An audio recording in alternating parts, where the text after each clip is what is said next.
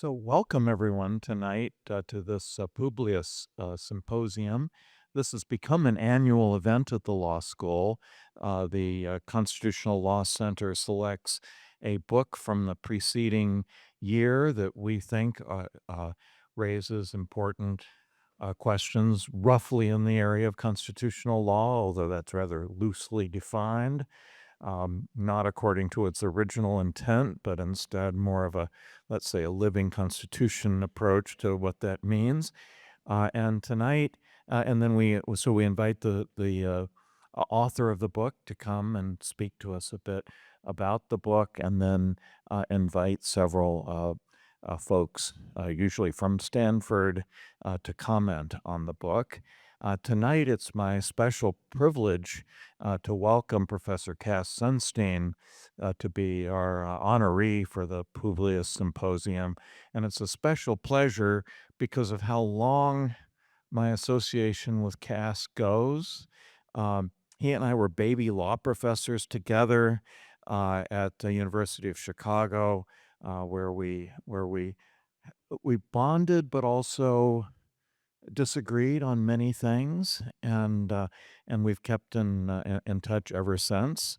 Just a bit of brief biography, but I don't want to spend a lot of time biographizing our speakers. So Cass is a graduate of Harvard Law School. He clerked for Justice Thurgood Marshall. He served in the Office of Legal Counsel of the Department of Justice for several years in the early 1980s. Began his teaching career at University of Chicago for, I guess, probably longer than any other place. Shifted to Harvard. He was the head of the regulatory review operation under President Barack Obama, and then later was an advisor to the Biden administration on immigration policy. He has written more books than there is no one, I think, who has written more books, with the possible exception of uh, of Franklin W. Dixon, the author of the Hardy Boy mysteries. Um, and so I'm not even going to attempt to name them, but I will say that there's at least one creditable study that finds that Cass, by a considerable margin, is the most cited legal academic among other legal academics, which is a considerable tribute. But tonight he's going to be talking about his most recent book, which is entitled Liberalism in Defense of Freedom. I'll let him describe the book. But after he speaks, we'll hear from Professor Josh Ober and Professor Russell Berman, both here from Stanford. And I may or may not, depending on the time, add a few words at the end of all of that. So please join me in welcoming Professor Cass Sunstein. It's an incredible thrill to be here, and I have some personal words first. When I was a baby law professor at the University of Chicago, I developed admiration multiplied times 7 million for Michael McConnell, first and foremost because of his brilliance and originality, which persuaded me that on the Establishment Clause, the Supreme Court he was demonstrating was wrong, and he had a different account, which was. Oh, thank you for that. Thank you for that. So there was brilliance on that and originality. But I also want to say one other thing, which was personal kindness. My now big daughter, there was a struggling pregnancy my wife had, and it was very tough. And he and his family prayed every night for baby Ellen, as they called her. And I'll never forget that.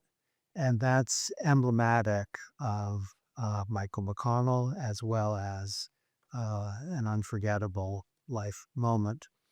Having said that, experiencing a state of intimidation for two reasons, which are slightly overwhelming. The first is I'm staying at the Stanford Park Hotel, How many of you have been at the Stanford Park Hotel?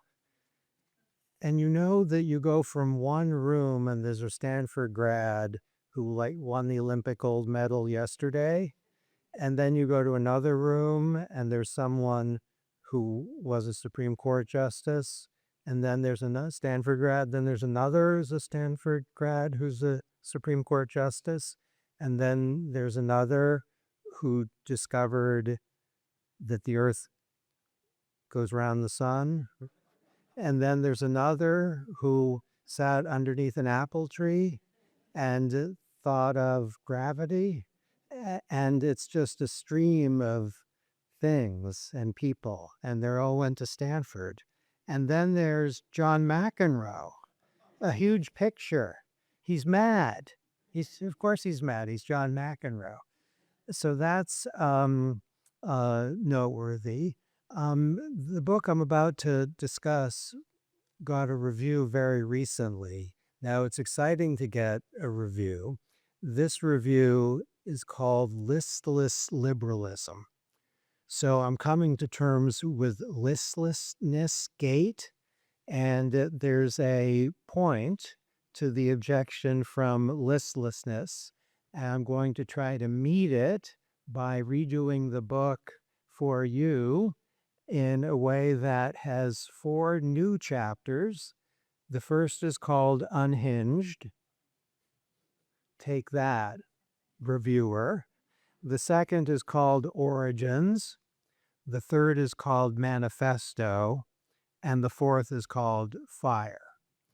I should say preliminarily that the form of liberalism I'm going to be honoring is a big tent and accommodates diverse conceptions of what's right and what's good.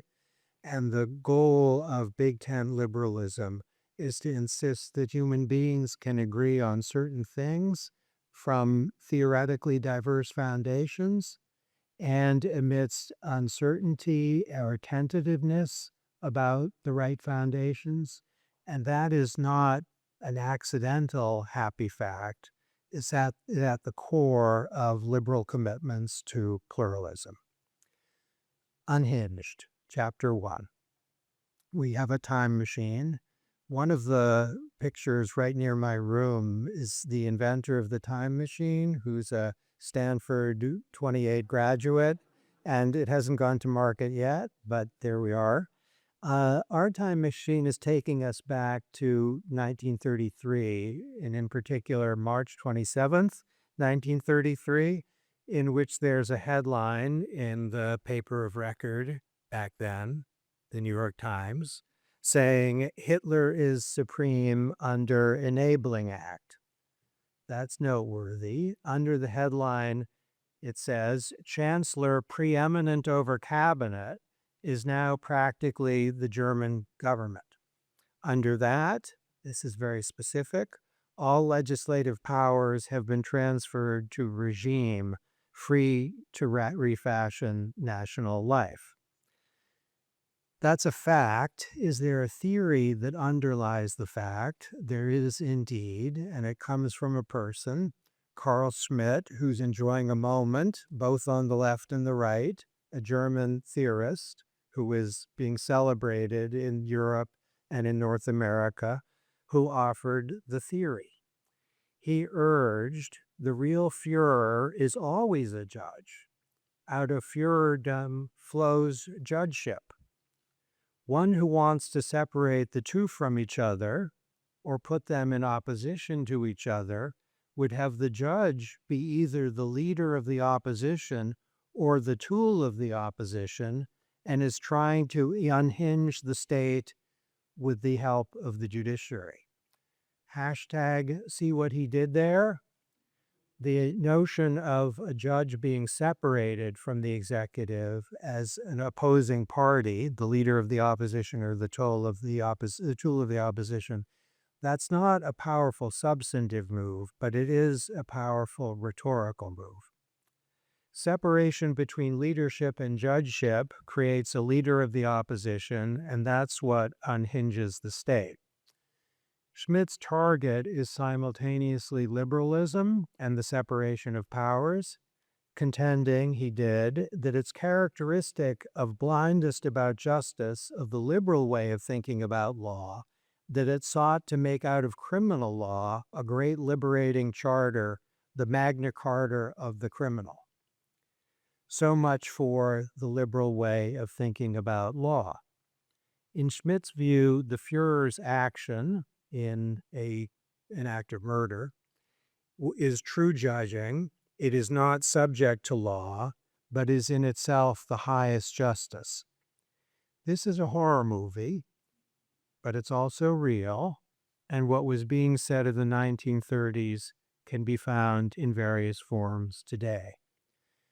We might oppose in Chapter 1, Unhinged, Carl Schmitt and James Madison, who insisted that the separation of powers was a bulwark against tyranny. What Madison must have known, but which he never said, is that the word separation of powers is a misnomer. It's a they, not an it. It's separation of powers, not separation of powers. And that's implicit in Schmitt's complaint about the unhinging of the state. There are 6 separation of powers, each of them fundamental to liberalism as a lived reality. The first is courts cannot exercise legislative authority. That's a prohibition, and it's closely associated with self-government, obviously, but also liberty insofar as democratic control is a bulwark of same. Second, courts cannot exercise executive authority. How poignant that is today is not so clear, but it ought to be poignant every day. That if the executive is not willing to do what courts want, then there is a safeguard against freedom. Judicial objection to a person or a cause causes exactly nothing to happen. Sorry, existing, sitting, or former judges in the room. Judges need the executive too, and that's a safeguard of self-government and of freedom. Third, separation of powers. Legislatures can't exercise judicial authority. Hamilton was keen on this, insisting on the necessity for someone lacking the sword or the purse to interpret federal law, constitutional and statutory, and the disability on the legislature from owning the adjudicative power is designed to ensure that there's confinement in the operation of law by both constitutional restriction and by meaning of laws as ascertained not by those who enacted them, but as ascertained by someone who's outside the system. It's also the case that the legislature lacks executive authority, which is a fundamental safeguard of liberty. The legislature might be very steamed up and eager to get particular persons in trouble, but the separation of legislative and executive power ensures that the executive power is a safeguard against a steamed up legislature endangering persons. I haven't got to what is now the main event, but it's very important to see that what Madison was on top of was what President Roosevelt later called freedom from fear, and Schmitt was on top of that in a different way, that the separation of powers, precisely because of its unhinging, instantiates a form of freedom from fear, that people are able to go about their business knowing that at least there's a structural Bill of Rights that provides a measure of protection against what might otherwise have happened on some March 27th elsewhere. The fifth of the 6 separation of powers, this all is pretty straightforward, is the executive lacks judicial authority.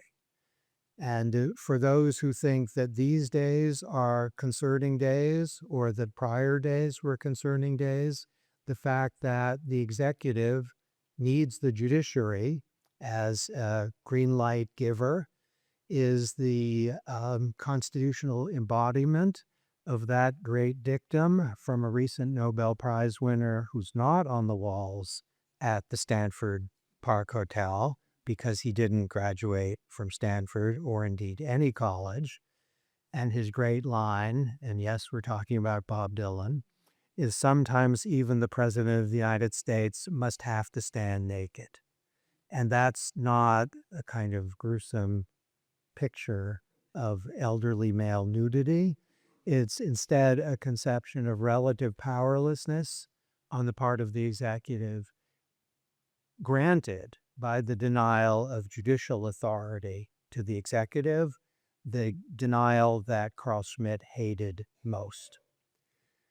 The prize winner of the six were in Olympic times. If the six contenders for the Olympic gold of the separations of power are all swimming or running, the one who gets to the finish line first is the denial of legislative power to the executive. That's intended to ensure that one person with awesome power granted to that person on principle must ask the legislature, broadly speaking, for authority to do anything. That's a bit of an overstatement. There are things the president can do on his or her own. Nonetheless, it's approximately right that the legislature needs to give an imprimatur to the executive, and that is a safeguard of that form of democracy that the Constitution creates, and also, crucially, a safeguard of liberty, which was what Madison was most centrally concerned with. That's the chapter Unhinged. Now, chapter 2, Origins. I'm not sure how many of you have read 1984 in the last period. 1984, I remember as being a kind of quintessential liberal text with an opposition between our hero, Winston, who loses, the speaker for individual agency and pluralism, and Big Brother et al. Being the anti-liberal victor. The book's much more complicated than that. Orwell got anti-liberalism. The power of the book is his internal emotional ambivalence. One of Orwell's chief villains offers this warning: if you want a picture of the future, imagine a boot stamping on a human face forever. That's horrifying, but Orwell couldn't have written it the way he did without a spark of sympathetic engagement. Or consider the novel's chilling last words: but it was all right. Everything was all right. The struggle was finished. He had won the victory over himself. He loved Big Brother. What makes those words unforgettable is that every reader sees the terror in it, but also appreciates the, okay, that's the power of 1984. More than at any time since World War II, liberalism is under a lot of pressure, even siege. There's a lot of marching up and down. People are cheering. Many of them seem to hope to have found Big Brother. On the right, some people have given up on liberalism. They are in the academy. They hold it responsible for the collapse of traditions and values, disrespect for authority, immorality, and criminality. On the left, and I might say this project originated at the University of Chicago long ago as a response to the left, some people despise liberalism. They see it as old and exhausted and dying and listless. They think it lacks the resources to handle entrenched inequalities, corporate power, and environmental degradation. They refer to neoliberalism with disdain. Have you noticed? Fascists don't like liberalism at all. so do populists who think freedom is overrated. In ways large and small, anti-liberalism is on the march. Among historians, it's standard to find the origins of liberalism in French, German, and British thinkers a while ago, but not that long ago. But before there was the word liberalism, there was the word liberal, which referred to character traits, openness of spirit, generosity, a commitment to the common good. The accompanying noun was liberality, not liberalism. During the Middle Ages, Christian values were connected and inextricably intertwined with liberality. The term liberal was associated with the opposite of a focus on one's self-interest. In 1628, words that maybe make one's a tingle down the spine in the best way, John Donne said, "Christ is a liberal God. He urged that people should find new ways to be liberal." John Winthrop, in his City on a Hill speech in 1630, argued that difficult times required extraordinary liberality in which colonists would bear one another's burdens. John Locke, counted often as the first liberal philosopher, contended that children should learn to be liberal and kind. During the 17th and 18th centuries, people didn't speak of liberalism, but the word liberal was everywhere.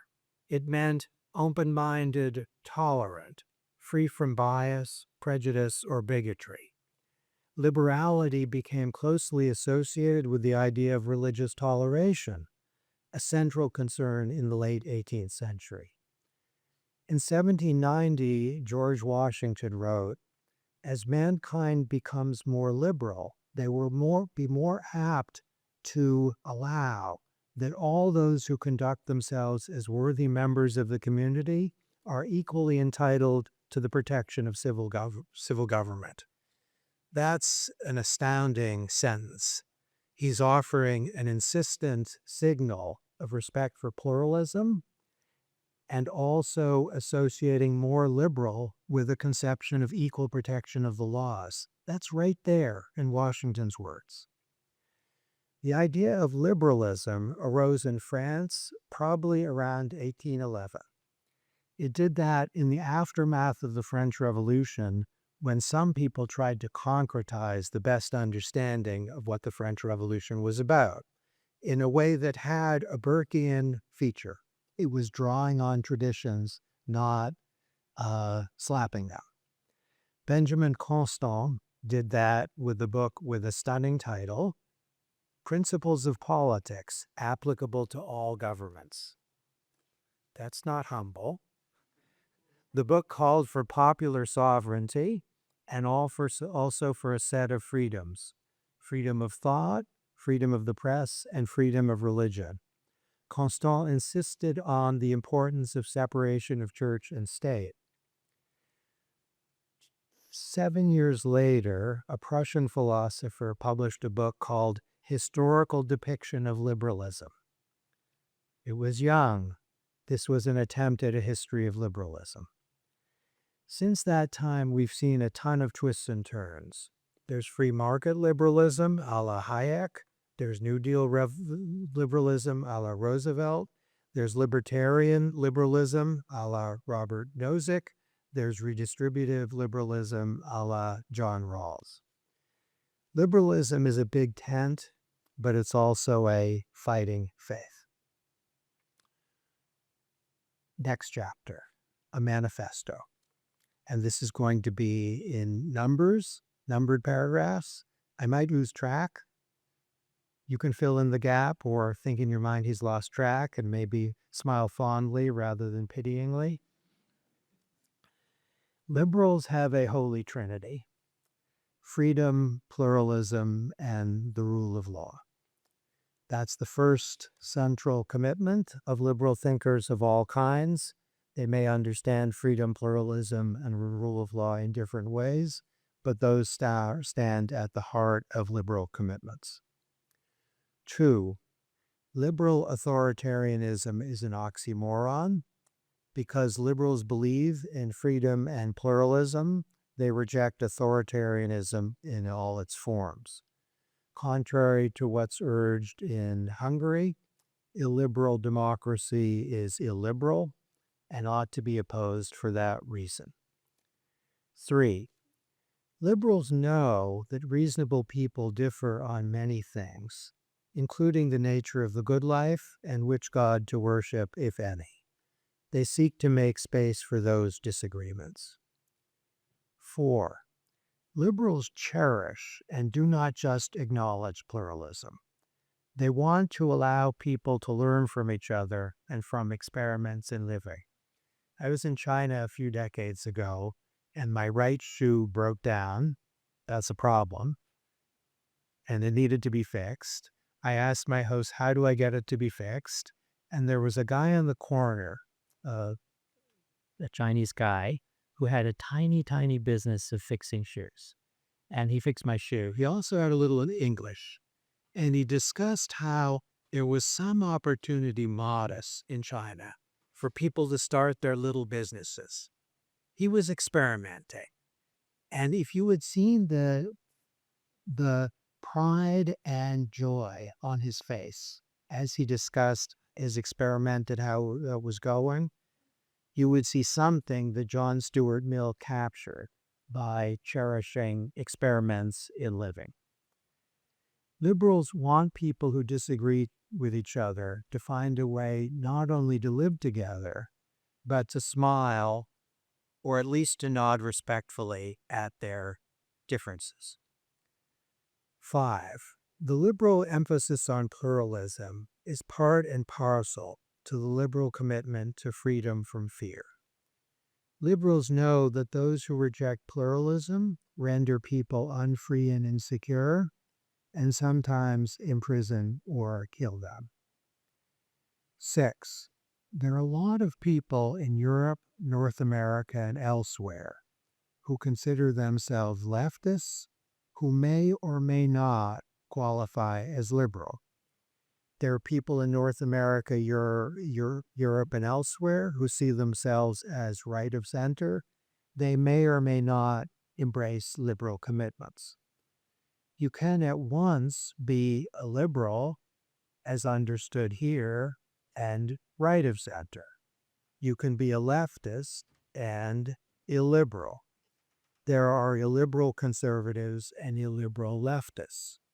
If you are committed to pluralism, the rule of law, and freedom, emphatically including freedom of speech and freedom of religion, you can join the liberal tent regardless of your views on capital punishment or abortion or on tariffs or on free trade. Abraham Lincoln was a liberal, sever. This is what he said in 1854. If the Negro is a man, is it not to that extent a total destruction of self-government to say that he too shall not govern himself? When the white man governs himself, that is self-government. But when he governs himself and also governs another man, that is more than self-government. That is despotism. No one is good enough to govern another without that other's consent. I say this is the leading principle, the sheet anchor of American government. See what Lincoln did there? He associated the notion of self-government and the attack on monarchy with the attack on slavery, urging that each is about no governance of oneself without one's consent. He identified self-government as a founding practice with self-government as part of the attack on slavery. The liberal commitment to markets is associated with that move by Lincoln. That in markets, you get to start a little company on the street, even if the government is insistent that it has a monopoly over the means of production. 8. While liberals have not always been committed to democracy, They have always been committed to freedom. Some liberals are nervous historically about democracy, but insistent on freedom. Lincoln had it right. He captured the underlying logic of liberalism in linking freedom in individual life with freedom as citizens. 9. Liberals are committed to individual dignity. They see people as subjects rather than objects, and they prize the idea of agency. At least one person in the room, and I'm not going to out her, is an undergraduate who's studying behavioral economics, and I promised her that I would give her some behavioral economics data, and I'm going to redeem the promise right now. We have data suggesting that people's preference for individual agency is such that they will, in settings in which real money is at stake, insist on retaining their agency, even if they've learned that if they give it up, they'll make more money. So if you have a population who learns in real time, you delegate decision-making to some other, you'll make more money. People say, I'm going to have to make a lot of money by delegating decision-making to others, that my agency has intrinsic value, and to give it up is something I won't do lightly because it's my own. That is a data point suggesting that the liberal insistence on individual agency beats in the human heart, even when the economic consequences of insisting on individual agency aren't good. Liberals agree with Lincoln. If slavery is not wrong, nothing is wrong. That's why they regard Mill's great work, The Subjection of Women, as helping to define liberalism's essence. So Mill wrote, the legal subordination of one sex to the other is wrong in itself and is now one of the chief hindrances to human improvement. 10. Liberals insist on reason giving in the public domain. They see reason giving as a check on authoritarianism. Let's not see that as abstract words on the page, but part of the lived reality of American citizenship for the past 70 years at least, where reason giving has been fundamental to constitutional and administrative law. Because of the liberal commitment to reason giving, public power can never be exercised on the ground that the king says so, the president says so, or even the people say so. 12. Are you going to trust me that this is 12? Liberals do not believe their own approach is frozen in time. They emphasize that liberalism is being made, not found. In their view, liberalism is no rock. It is constantly growing like a tree. 13. What John Dewey said of the United States is also true of liberalism. Be the evils what they may, the experiment is not played out. The United States are not yet made. They are not a finished fact to be categorically assessed. 14. William F. Buckley, I confess, was a hero of mine as a kid. He was stylish, he was funny, he was witty, he was warm, he was charming, he was irresistible, and he seemed to know everything. He said in a famous introduction to his magazine, National Review, that his preferred form of conservatism, quote, stands athwart history yelling stop. That's stylish and charming. It's funny. Liberals get that, but instead they ask history to explain its plans, and if the explanation is good enough, they're prepared to whisper, go. Last chapter, fire. Some people think that freedom is incompatible with order. They think that people won't choose well. They see freedom as a threat. When freedom of speech is shut down, that's a common reason. Many people think that the rule of law is incompatible with security, and they suspend the rule of law in its name. Of course, many people deplore liberty because they seek to retain their authority. The rights that liberals prize are an outgrowth of Lincoln's principle: the right to vote, the right to free speech, the right to religious liberty, the right to due process of law.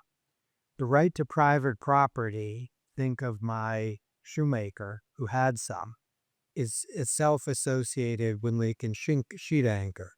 If you can't own things, you are vulnerable to the power of others, above all, the government.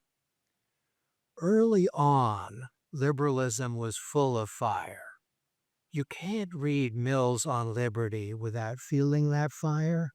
Listen to this one. If all mankind minus one were of one opinion, and only one person were of the contrary opinion, mankind would be no more justified in silencing that one person than he, if he had the power, would be justified in silencing mankind. That's the conceptual origin of the greatest sentence written by any Supreme Court justice. Compulsory unification of opinion achieves only the unanimity of the graveyard, a liberal sentence written in the 1940s in the midst of World War II. Consider also what Constant said back in 1815, and here, if you would, the fire. Political freedom would be a thing of no value if the rights of individuals were not sheltered from violation. Any country where these rights are not respected is a country subjected to despotism, whatever the nominal organization of government might be. Modern liberalism is quieter.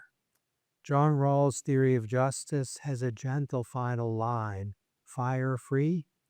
Purity of heart, he writes, if one could attain it, would be to see clearly and to act with grace and self-command from this point of view. It's a nice sentence. It falls softly. It would be extreme to say that over a half-century after Rawls's book, the best lack all conviction, while the worst are full of passionate intensity. The best don't lack conviction, but it wouldn't be extreme to say that some current accounts of liberalism really are listless and defensive. They seem tired, passive, and nostalgic. In law and politics, as on the basketball court, I grew up worshiping the Boston Celtics. The best offense is sometimes a good defense. You know, Bill Russell, the greatest winner in the history of any sport, great defensive center. But a defining feature of liberalism has always been its youth, its energy and its fierceness, its delight in human agency, footnote to behavioral economics articles, its openness to novelty and surprise, its high spirits, its opposition to cruelty, its capacity for indignation, its persistent optimism, its continuing adventures in self-definition, its refusal to despair, its sense of mischief, its commitment to experiments in living. Liberalism is full of two things: fire and hope. Fiery and hopeful people are remaking it every day. Thanks. So the goal of Cass Sunstein's highly readable and thoughtful and far from listless book is an account of liberalism that is spirited, hopeful, forward-looking, rather than wistful, nostalgic, or defensive. It's grounded per its title in the fundamental value to every human being of individual freedom. So Sunstein offers what is indeed a big tent liberalism: utilitarians, deontologists, religious and secular, capitalists and socialists, all comfortably accommodated. The tent includes figures often taken as conservatives, some of whom have described themselves as such: Buckley, Reagan, Thatcher, Gorsuch, and others who did not describe themselves as such, Hayek and Friedman, but are often taken as that, as well as a wide range of those who would be defined by most people as liberals: Constant, Mill, Lincoln, Dewey, FDR, MLK, and Rawls. But Sunstein's liberal tent has some limits. There are no authoritarians in it. That is, certainly no Nazis or fascists, but also no Marxists, although Habermas is allowed, and I'm not sure about others of the Frankfurt School. That would be interesting to ask.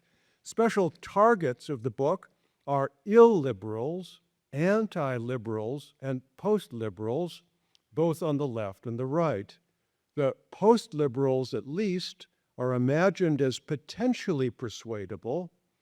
What is it, Sunstein's liberals ask, that post-liberals are post, since they depend on the practices of freedom, even if they don't value it as such?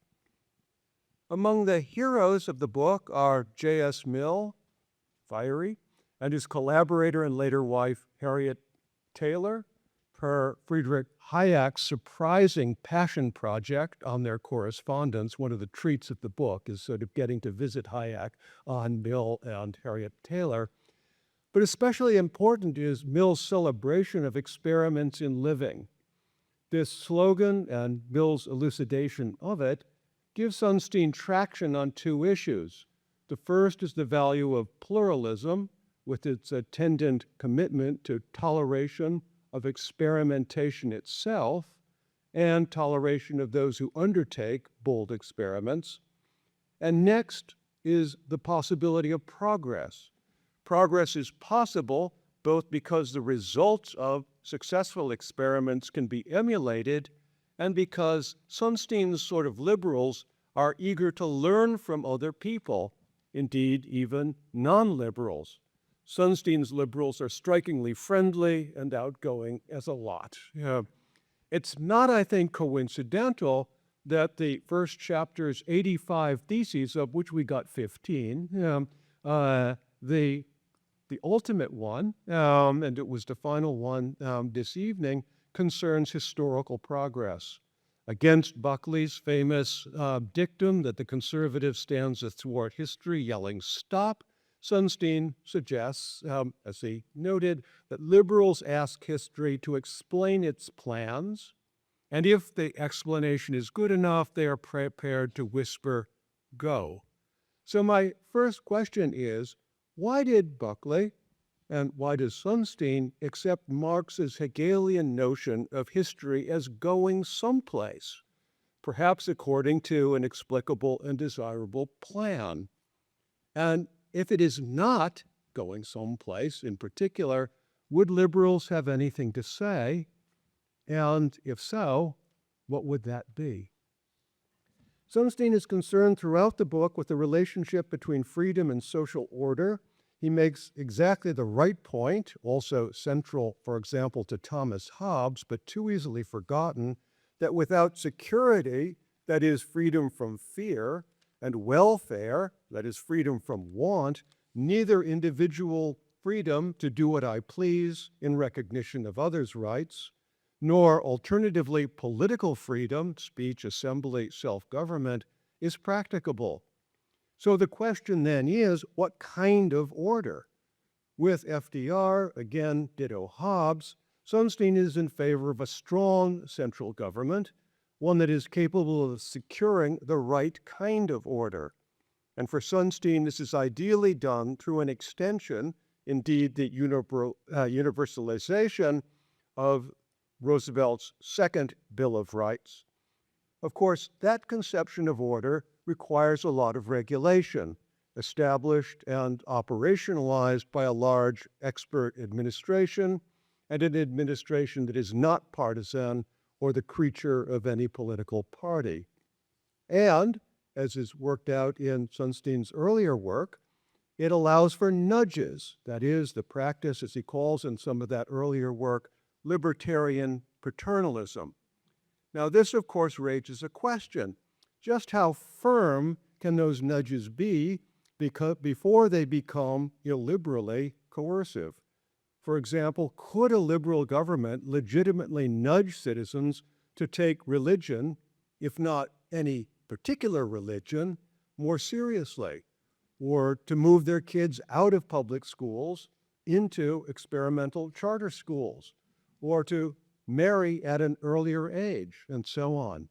Now, obviously, at some point, nudging will become coercive shoving, but without bright lines, how do we know when the line has been crossed? Now, my personal concern in this domain concerns civic education. How can schools, and in my case, especially universities, whether public or private, how far can we go in nudging our students as democratic citizens or potential citizens, nudging them to master a body of civic knowledge, say history, political thought, social science, or nudging them to learn certain civic skills, civil discourse, fair bargaining, or nudging them to adopt civic dispositions, respect and recognition of others? How far can we go before the paternalism of our practice tips into coercion? And this is not a rhetorical question. This is a very live issue for schools and universities, including Stanford's right now. So one last set of issues. Sunstein is very clear that liberal authoritarianism is an oxymoron. This seems to leave democracy, or call it republicanism, anyway, self-government under law by a self-defined and diverse body of citizens, as the only political alternative for liberals. I think that's right, but I'd like to hear Sunstein say more about the tensions between democracy and liberalism. These exceed the familiar worry that about majoritarian tyranny. For that, enumerating rights is certainly the correct solution, as Sunstein emphasizes. But democracy as self-government by citizens also requires a defined citizen body within a bounded territory. The citizen body is necessarily self-defined per the well-known democratic boundary problem, and self-definition leaves many persons living within the jurisdiction of its bounded territory outside the citizen body. Now, that can open the way to authoritarian solutions, as in the Trump administration's ghastly current activities, or to neglect of the political role of borders and formal citizenship, as in the Biden administration's very lax policies. So a more general question, is the boundedness of democratic citizenship itself a problem for the liberal universalism that Sunstein calls for? And finally, might there be a problem with the multiplication of rights, especially inalienable and inviolable human rights? If every right you hold imposes duties on me, should I worry that the multiplication of rights ultimately will impose duties that eventually overwhelm my capacity to fulfill those duties, or indeed my willingness if I'm not a saint? And back to democracy, might that multiplication and therefore overwhelming my capacity or willingness to fulfill my duties, might that ultimately imperil my doing the fundamental, my fulfilling the fundamental civic duties that sustain the democratic political rights that in turn keep authoritarianism at bay and therefore enable liberalism to be a lived experimental practice, not just a hopeful aspiration? So I just want to conclude by thanking Cass Sunstein for such a clearly written, readable account of one of the most important questions of our time. What is liberalism? How can it be sustained in a dynamic rather than a static equilibrium, providing for order, preserving common goods, while expanding the range of what is possible for us to imagine and to bring about together?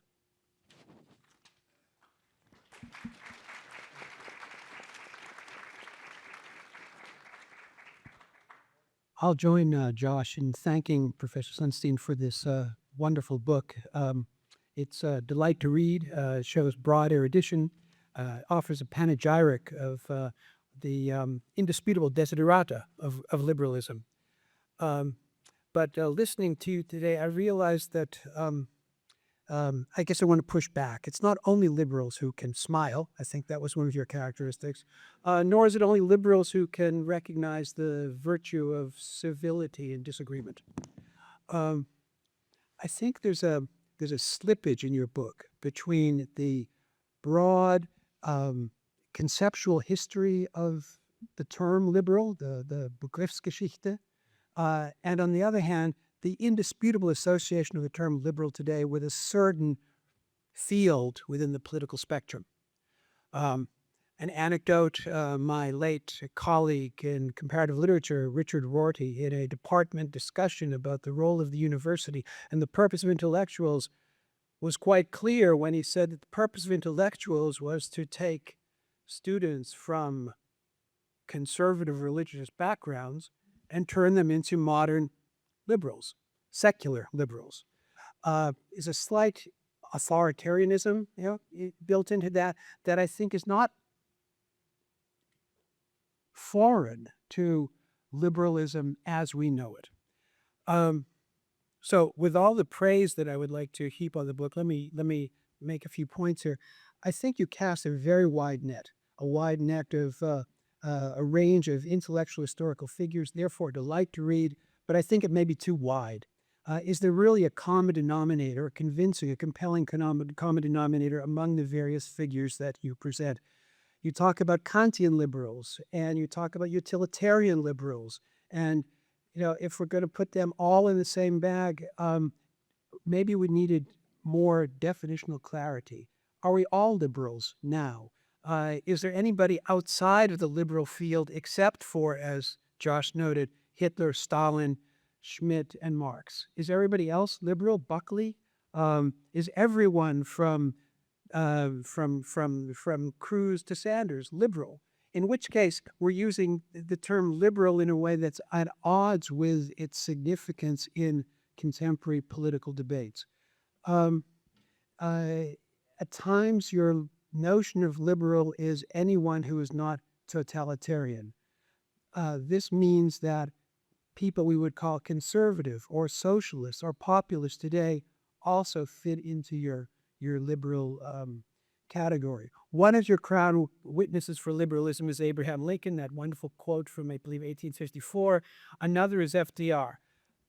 How close are they really, significantly in American history? What are we doing to American history if we're seeing them as identifiable? Unless your point is that Lincoln and FDR embody that liberalism that leans toward the strong state. In which case, you are surprisingly turning into a statist as a liberal, and as a good Hegelian, you find the state to be the source of freedom. What did you do to the libertarians? There were two lodestones at the beginning of your preface, I believe. The commitment to freedom and the commitment to pluralism. And I want to push on those 2 points in particular. The primacy of freedom in your account of liberalism means that equality is at least a secondary aspect of the liberal project. Liberalism, as Joss pointed out, has had a checkered history with equality. Indeed, even with the notion of the universal franchise. The two thinkers you mentioned in passing as outside liberalism, again, Marx and Schmidt, both illiberal, each prioritized versions of equality. Social equality for Marx, racial equality for Schmidt. Neither of those end up very well. But liberalism struggles with equality. Consistent liberals want free speech, no doubt. Right?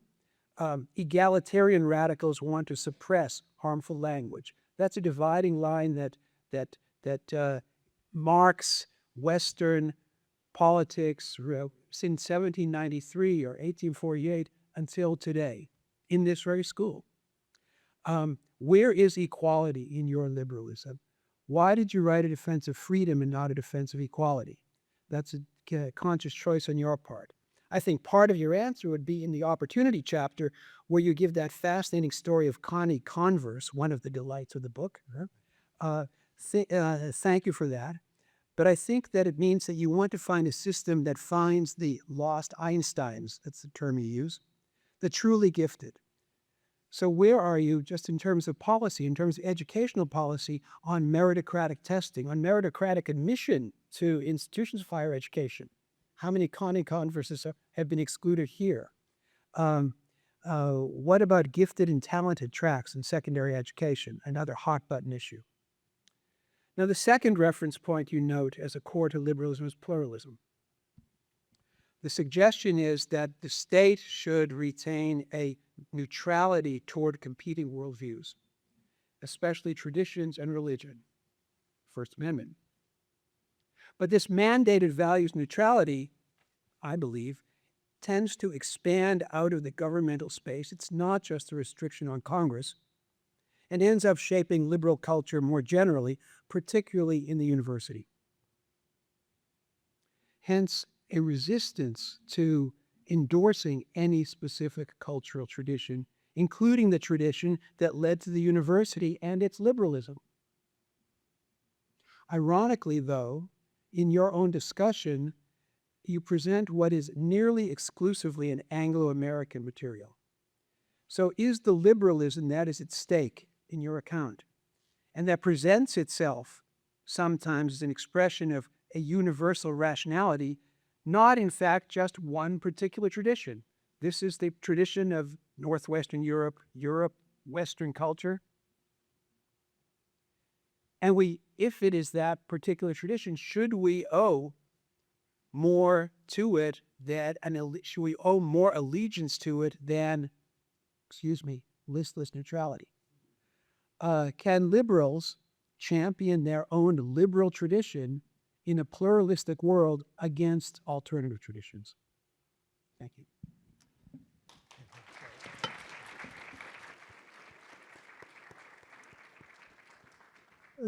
Were fantastic comments. So maybe we can go at them by talking about something you all know about. Maybe a couple of you don't. So I could see the spark of recognition when reference was made to Connie Converse, who was, of course, the great folk singer, and I'm seeing the recognition here of the 1950s, who Taylor Swift says that without Connie Converse, there would be no Taylor Swift. And Joni Mitchell, of course, was preceded by Connie Converse. And Bob Dylan reluctantly owns up to the fact that Converse was there first.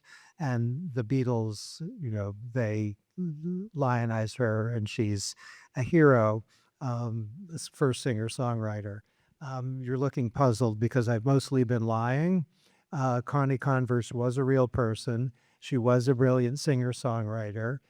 She did appear on national television. She didn't make it anywhere. She gave up and became a kind of academic, editing an academic journal.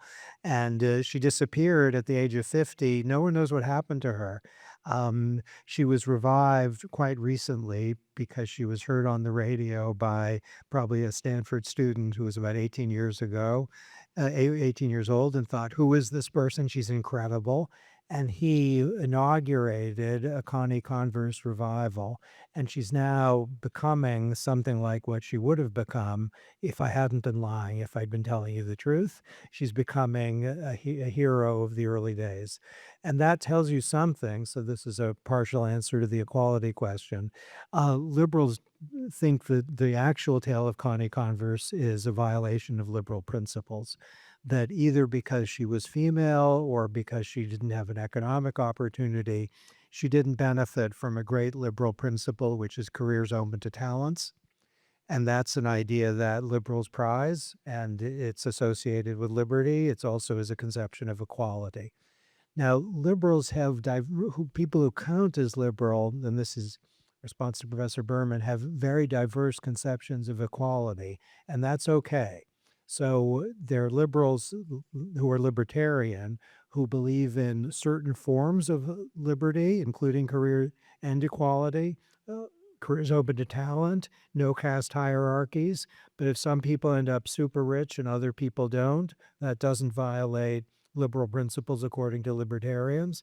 And there are others like Rawls who don't have that view. And liberalism as such is agnostic among competing conceptions of equality. And that's something to celebrate, even as we celebrate the intense internal debates among liberals about the right conception of equality. There's a great point about the capaciousness of liberalism and whether that's something to worry over. I was at an event in Hungary not long ago on this book, and the discussion was substantively similar to this, but the thought was not liberalism is innocuous and kind of agreeable. It was instead the liberalism defended here is horrible and the source of what ails us. So among extremely courteous and very intelligent Hungarian interlocutors who were followers of a certain view that's very prominent in Hungary, the notion is that the kind of respect for freedom and pluralism that is central to the liberal tradition is on the run intellectually as well as sociologically, and that's a very good thing. In the United States, I don't like to mention names because there's something, just by nature, it feels like a battle is brewing. But Professor Deneen, whom for all I know is a great person and who has some values that should be universally honored. He really cares about things that ought to be cared about. He hates liberalism. He thinks it is the source of 1,001 evils that the United States and Europe are facing, and we need to get rid of it. And he's not a Marxist, he's not a Schmittian, but he has a view, and that view has prominence, has growing prominence. And so the capaciousness doesn't mean that there's no fight to be had. There is, and maybe more of a fight now than some of us had hoped we would need to have. There's more of an intellectual fight now that's necessary. I've covered not nearly enough of the many terrific points you raise. I'd say that liberals, of course, acknowledge that illiberal and non-liberal and anti-liberal and post-liberal smile, but liberals are anti-laughter. Okay. Okay. For Professor Ober, there's so many great points there also. Let's start, shall we, with nudges, which is near and dear to my heart. Do you all have all night? You're ready to be here till 4 a.m.? So nudges are interventions that preserve freedom of choice, but that steer people in particular directions. So a GPS device is a nudge. If you think that it's taking me to San Francisco and I want to go to Los Angeles, you can switch. Or if it's telling you how to get to San Francisco in a way that you don't like because it's not a pretty enough or familiar enough route, you can reject what it's saying. But it is nudging you to take this route. If you go to a grocery store, there are nudges everywhere. They may tell you this has shrimp in it, this has peanuts, this has a lot of salt, this has a lot of sugar. That's a nudge. It preserves freedom, and it's an educative nudge, just as a GPS is an educative nudge. There are architectural nudges. If you go on websites, they might have certain things very prominently in large font that are designed to say this one you should do. That might be self-serving and against your interests. It might be a very good thing because the other ones wouldn't suit your circumstances. Or your relationship with Stanford, if you have one, has a bunch of architectural nudges. There might be automatic enrollment in a retirement plan. That's very typical. There might be automatic associations of students and faculties, but you can opt out. Those are all nudges. So nudges as either educative or architectural interventions that put the chooser in the driver's seat, but either inform you of something or automatic you into something, they are consistent with liberal principles because they're freedom preserving. I think what Professor Ober is concerned about is a nudge that maybe offends some other liberal principle. Like if people are nudged by automatically being white, and if you want to say you're not white, you have to go to a special form and say not white. Or if the political process says you're automatically voting for a particular political party, that's how you're probably registered. And if you want to vote for someone other than that one, you have to register that that's the person you want instead. So automaticity might offend liberal principles, and there could be an educative thing that offends some liberal principle, like, something that would endorse some political point of view. And in a place where that would be illicit, maybe the university. And there we'd need a set of liberal constraints on what nudges can promote. And we need that. We need a Bill of Rights for nudges, just as we need a Bill of Rights for other things. And that would be upbeat about non-prohibitive things. Nudges aren't prohibitive, but be nervous about even freedom-preserving things that buck up against a liberal commitment, like to freedom of speech or something. There are a couple other points. I think I just want to say one, which is I believe in the Second Bill of Rights and the strong central government, but I honor liberal concerns about that.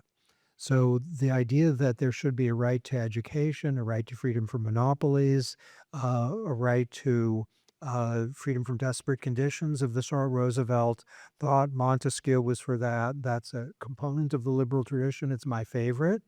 But those who think that that way lies madness and that private charity and self-help are better, those who think that are my brothers and sisters.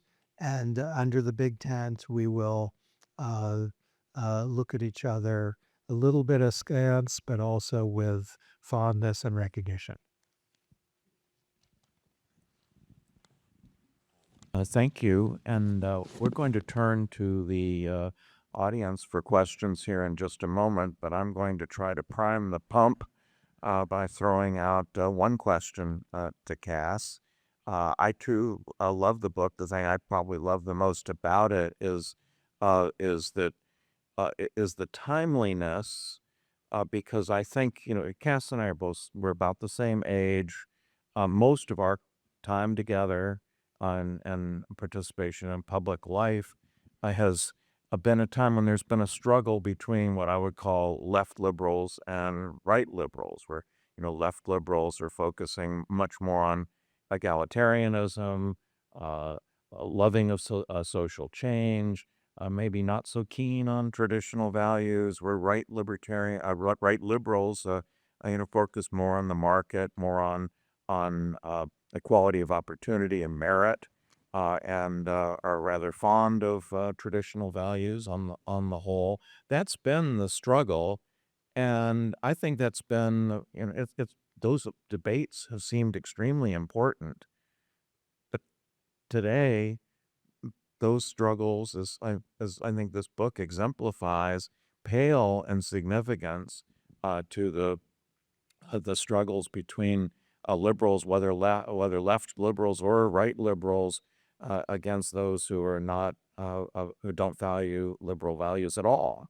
And my real question for Cass, and I think maybe this is I think the weakness in the book, if it has a weakness, is that I would like to see more self-reflection about how perhaps liberalism has brought about its own problems. Like, why is it that it is in the heart of liberalism that some of the more illiberal things in modern American life have come about? Why is it that it's in universities that we've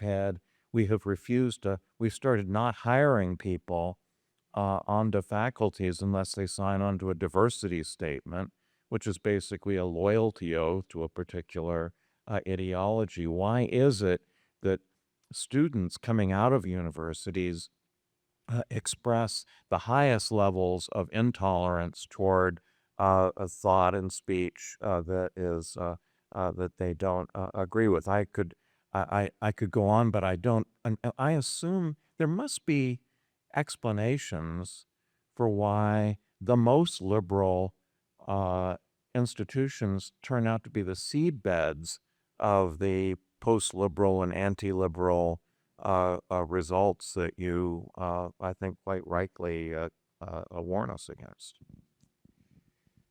It's a really great question. And it's kind of a sociology question about what happens to left liberal institutions that become illiberal. I'm going to take a crack at it. And I'll tell you how I'm going to take a crack at it. There's one person interested in behavioral economics, at least in the room, and she knows who she is. I'm going to speak to all of you. I did some empirical work a number of years ago on outrage. And it involved, stay with me for a moment, with outrage at corporate misconduct. And what we found, a massive study of regular Americans sorted into juries, is if people are outraged, like on a scale of 0 to 8 at 6, in their individual capacity, the jury comes in at 7.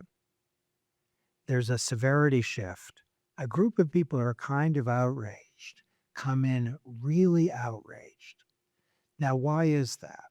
It's that a group of people who tend to think something, let's say climate change is a serious problem, after they talk to each other, will think we're all going to die because of climate change tonight. People end up spurring each other, partly because of how information is exchanged, partly because of how people influence each other reputationally, to get more and more upset. So outrage breeds more of the same. Now, we found that high outrage bred high outrage, low outrage bred low outrage. With dollars, punitive dollars, everybody got higher. That if the jury wanted to award a damage award of $1 million, the median individual, the jury came in at $2 million. If the median individual was $100 million, the jury came in at $200 million. Always went up. Now, we know that groups tend to end up in a more extreme position in line with their pre-deliberation tendency. With dollars, something weird happened. They're all going up. And I think what we concluded, and we have data supportive of this, is that if you have a group of people who are mad at corporate misconduct, the side that wants more punishment is at an advantage. And the side that wants less punishment kind of feels a little bit scared and in retreat. So the more outraged people with respect to dollars, they just have a rhetorical upper hand. And I think that's what's happened to the left. And maybe some of us have seen it in real time, where if you're a group of people who think that racism is bad and sexism is bad, that's very true. And then they talk to each other about some particular thing, and they end up thinking something sincerely that is a product of something like the outrage machinery, where the particular position that falls out is a more extreme version of what they started out thinking. And they haven't encountered counter-arguments that have legitimacy. And haven't we all seen this? Where people end up who are, let's say, left liberal, thinking, and I know there's a diversity of views in the room, but at least one group of left liberal people end up thinking something absurd. Like you should, I agree with you, citing an oath of support for diversity to be hired. You know, I get it. I get how that came about. But it's an absurd thing, and it came about as a result of some process like this, where those asking for the signature have a rhetorical upper hand, and those nervous about it feel a little bit like maybe they're wrong or maybe they're racist or something, and they should self-silence. A lot of self-silencing on the part of, and I've seen this at institutions, I'm not going to name them, where people on the moderate left self-silence because they don't want, what's the point? You don't want to look like maybe you're kind of racist or sexist. And people on the right self-silence because then they might be characterized in a way that wouldn't be great for their next 6 months. So I think this is, I think, inadequate, but it's part of the story, that it's about the iron logic of social interactions rather than something intrinsic to liberalism. As you have questions, if you would please come to the microphones that are in the aisles and speak into them. Uh, Make sure that they're on too. That's sometimes a little bit tricky.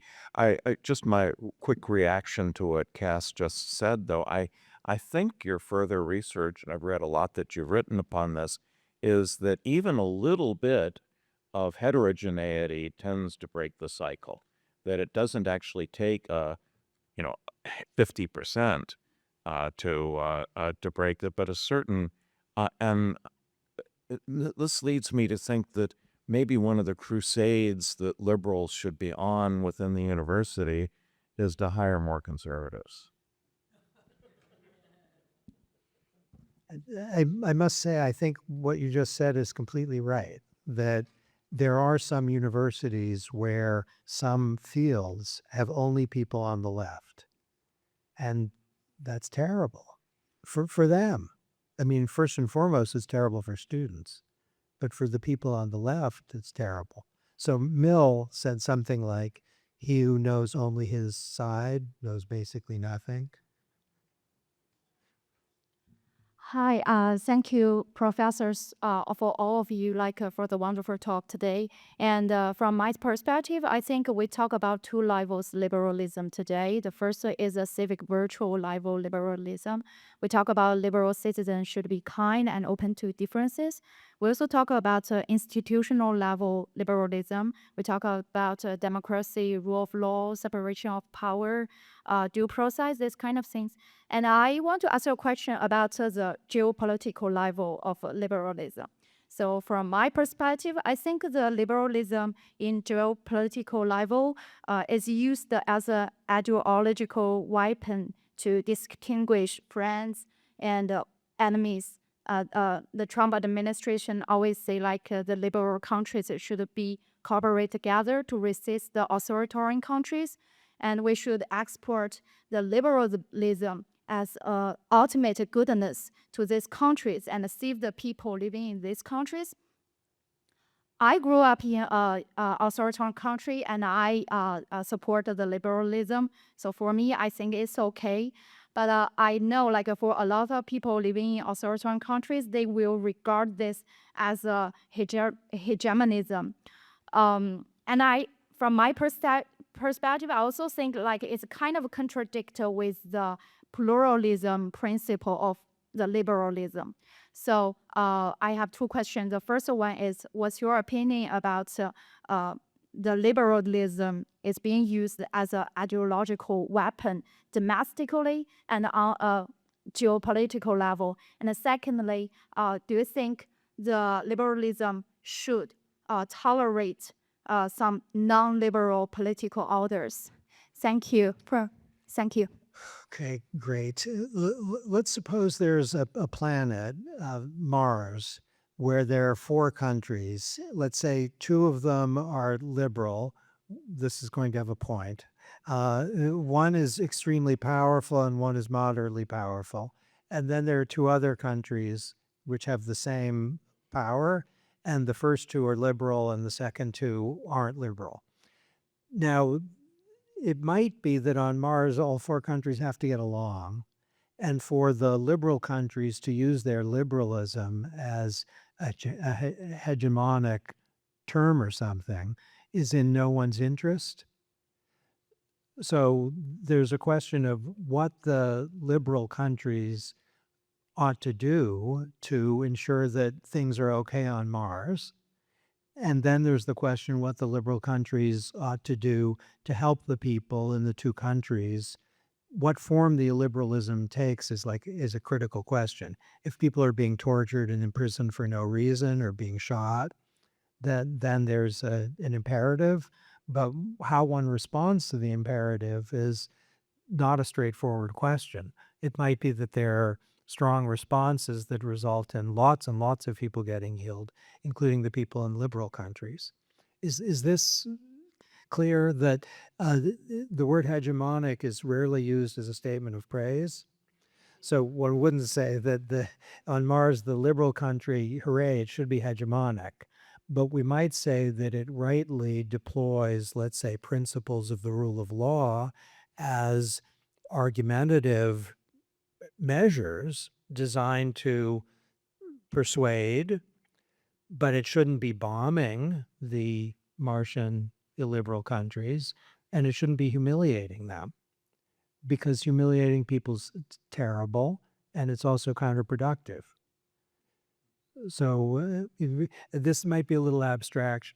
Should I say when I've dealt, as occasion I have, with people in Russia and China, I felt it very important to honor the amazing traditions and achievements of those nations in a way that is sincere.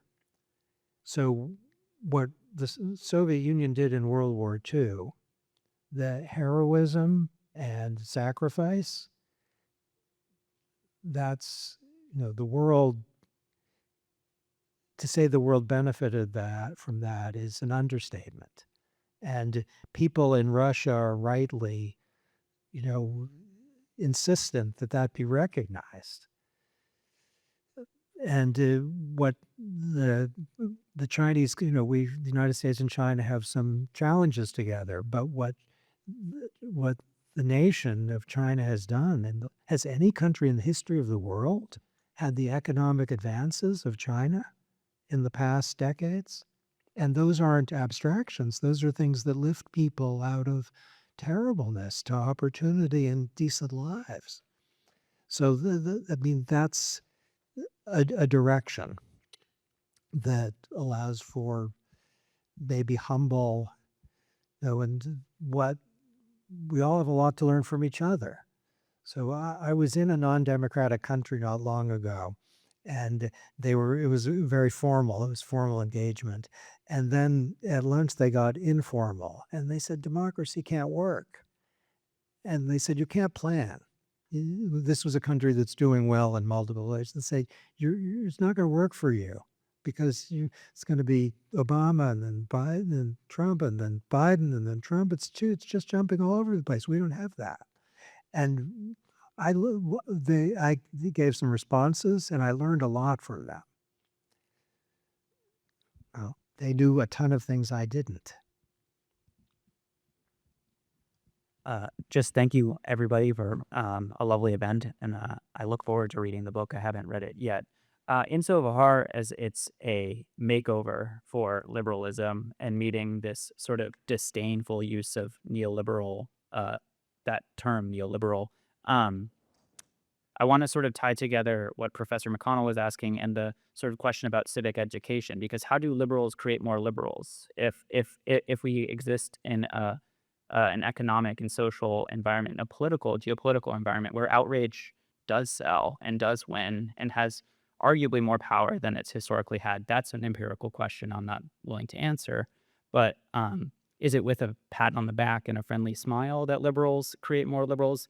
Or is there a role for education in this process? And I think I just want to tie it to one other question that was asked about this idea of history and its sort of progression through time. I think these are related questions, because liberalism, it sounds like to me you're talking about an intentionality towards a broad tent, an intentional sort of acceptance of others. And I wanted to know if that is the sort of if that's the driving force of this shift, if that's where it's going somewhere, and how it intentionally sort of creates that community in a world that presents more challenges to it than it might have had in the past few decades, centuries. So thank you. There's a lot there. So I live in Concord, Massachusetts, which is where I went to Middlesex School, by the you way. did, you and me, both of us. Yeah, I Wow. should mention it, yeah. Okay, amazing. So we should just be talking, the two of us, about Middlesex and our Go Russell. and our common teachers. And would you all be interested in that? So my kids my daughter goes to Concord Public School, and there's a ton of history. It has, you would expect it in Concord, wouldn't you? It has, I can't tell whether the teachers are left or right.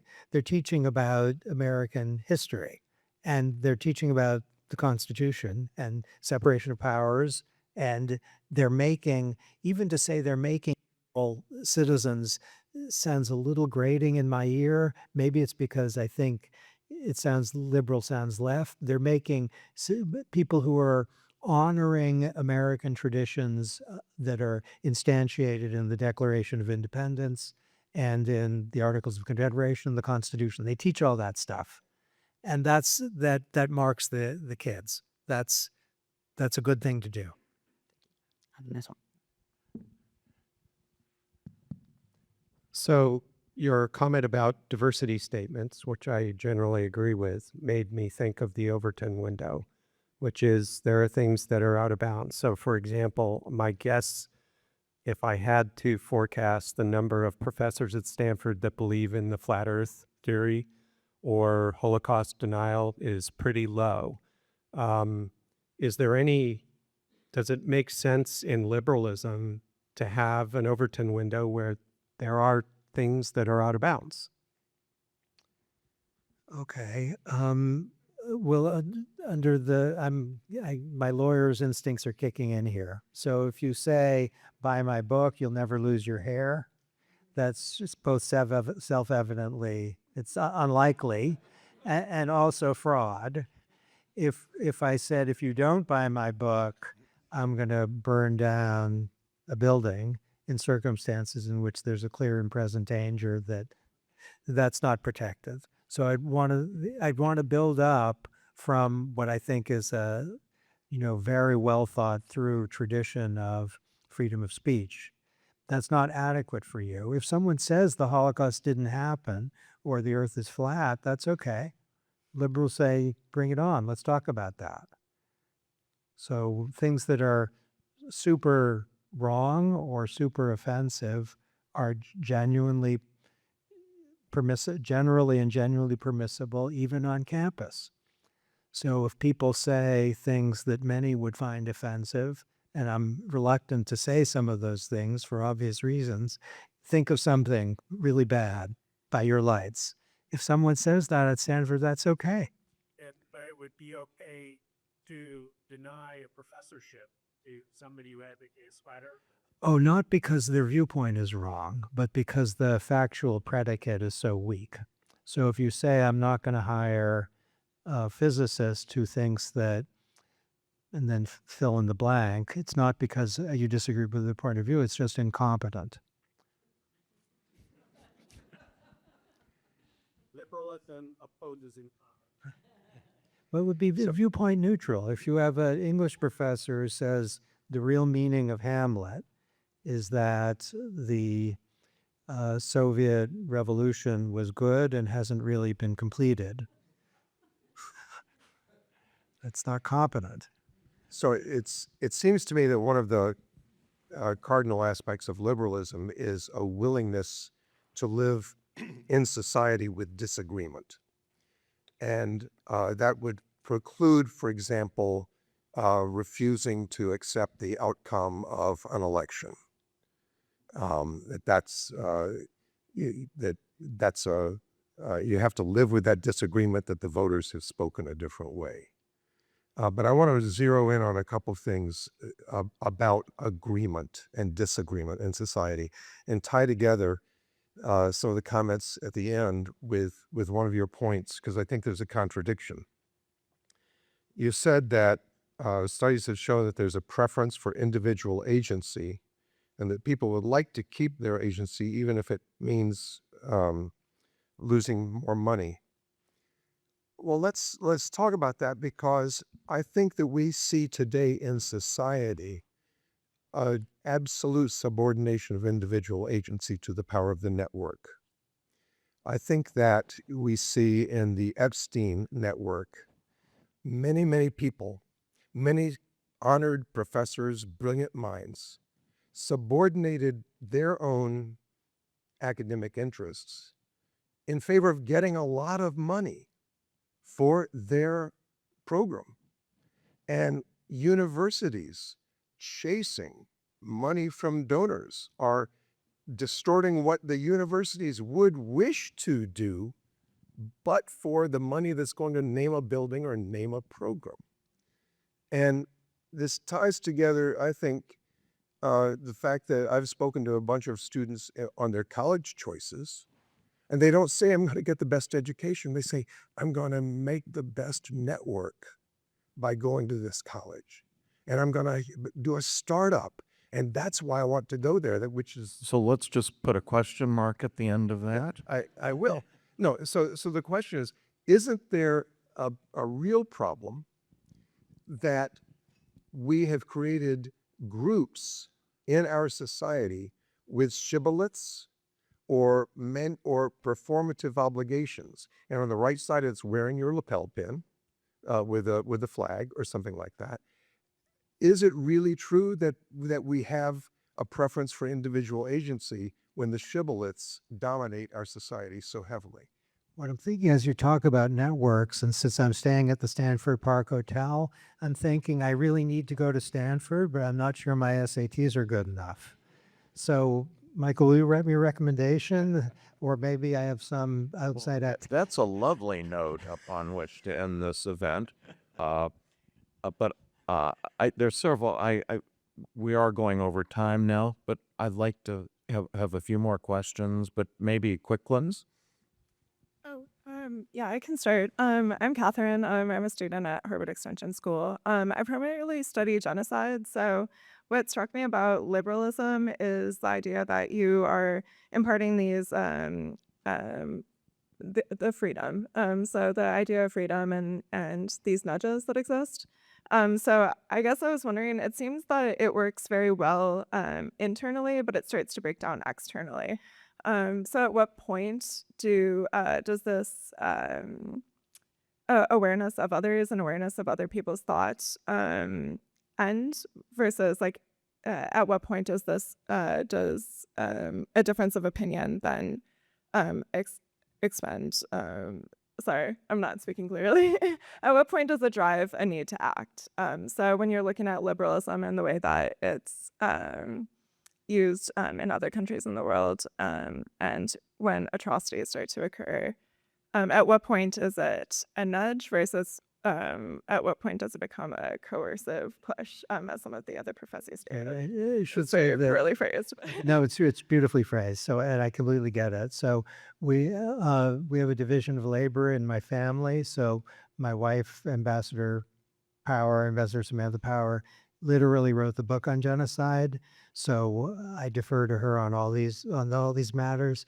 I think, with fear and trembling, what she'd say is that with respect to atrocities, at least, and there's a toolbox of things that one can do, and that there are things that are potentially effective that are softer than things that are potentially effective that are harder. And that's all I'm going to say about that. Even shorter, perhaps. In your talk, Professor, we heard you drew extensively from the examples of historical figures who had direct experience with illiberalism. So my question is, do you think the current skepticism towards liberalism is in part a result of amnesia of catastrophes that happened in the 20th century? And to what extent would the revival of liberalism entail experience with illiberalism besides the theoretical knowledge of liberal principles themselves? I think that's a great point. So there are rights that we can all think of that are a product of, the right conception of rights, where we might be deontologists or utilitarians or something else. But as a matter of lived experience, if you read either the Constitution or the Declaration or the Universal Declaration of Human Rights, rights come out of lived experience of wrongs. And it might be that some of the illiberal stuff comes out with real experience of terribleness in liberal societies. And those objections to those practices are things liberals have to take on board because they're fair. Now, are they objections to liberalism? In my view, no, but they are objections to something. For illiberals to live in an illiberal society would be to produce, as you're suggesting, a revision of opinion. Yes, I understand. Thank you. in the heart of Silicon Valley, I want to ask about nudges and when they become illiberal. Data allows us to architect choice. Given the amount of data that's collected, processed, the amount of information that we're inundated with, when do nudges become illiberal? Okay, so Thaler and I define nudges as things that make people better off as judged by themselves. So if people are nudged to save for retirement and then say, great, I'm glad, then there's a check. If they're nudged, not like dollars, but like a check mark, if they're nudged to save for retirement and they think, what are you doing to me? I need the money now. Then the libertarian paternalists would say, well, ask for the money now, you get it. All you have to do is press a button.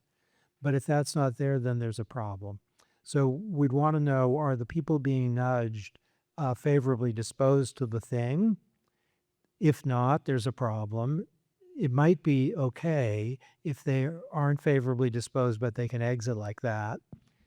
If they are being nudged in a direction that violates independent liberal principles, then they stand condemned for that reason. There's a lot of manipulation out there that maybe could be confused with nudging, particularly by private sector, and we need an account of what manipulation is that distinguishes them from nudges. And if one person on the panel has written a book on that topic, don't be surprised. So would everyone please join me in thanking Cass and the other speakers for an extremely stimulating conversation.